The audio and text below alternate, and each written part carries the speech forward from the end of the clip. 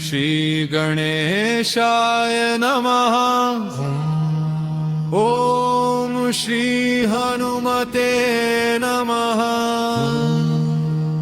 ओम पंचमुखी हनुमते नमः।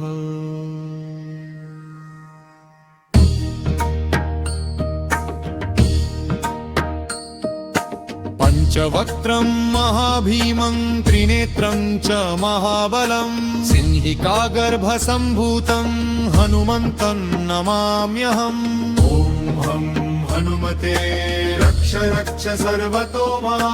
ॐ हं हनुमते रक्ष रक्ष सर्वतो मा। पूर्वे हनुमान् कपिमुखधारी रक्षतु माम्। दक्षिणे नारसिंहवपुर्मान् सदा पातु। पश्चिमे गरुडरूपवान् रक्षतु। उत्तरदिशि वराहरूपः सदा रक्षतु माम्। ऊर्ध्वे हयग्रीवविग्रहः पातु मे शिरः। अधस्तात् ब्रह्मास्त्ररूपः पातु पादयुग्मं सदा मम। अष्टदिशि रक्षतु पञ्चवक्त्रः। स्वप्ने जाग्रति गच्छतः पश्यतः शयानं।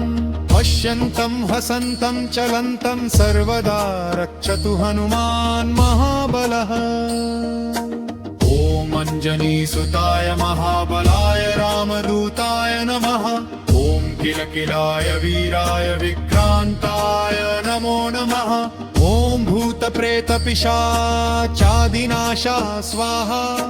ओमसि धाराकृशानुवत्कवचं मे हनुमान् स्थापयतु।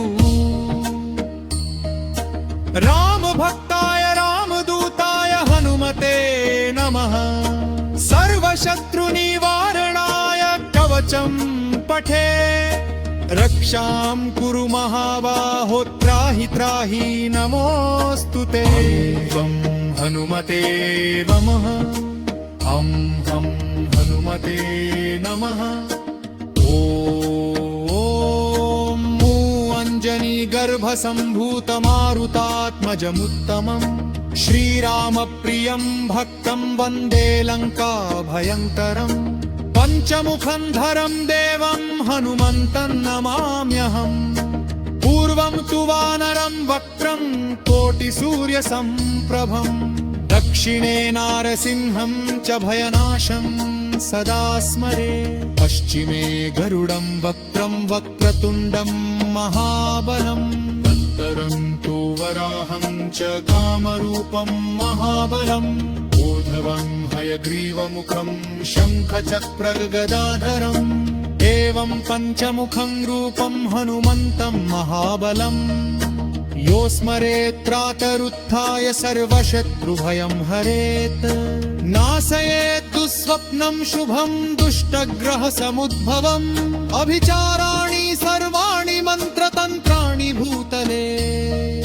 सापराध्यं न मुच्येत्तु पञ्चवक्त्रं हनूमतम्। यं यं चिन्तयते कामं तं तं प्राप्नोनुत्य संशयम्।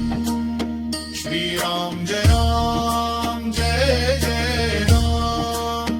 श्रीराम जय राम जय जय राम। ॐ हं हनुमते रुद्रावताराय नमः। ॐ पंचमुखी हनुमते नमः। ॐ रक्ष रक्ष सर्वते नमः।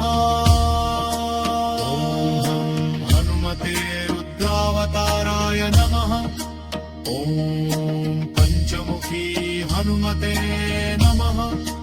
ॐ रक्ष रक्ष सर्वते नमः। जय श्रीराम जय बजरंगबली।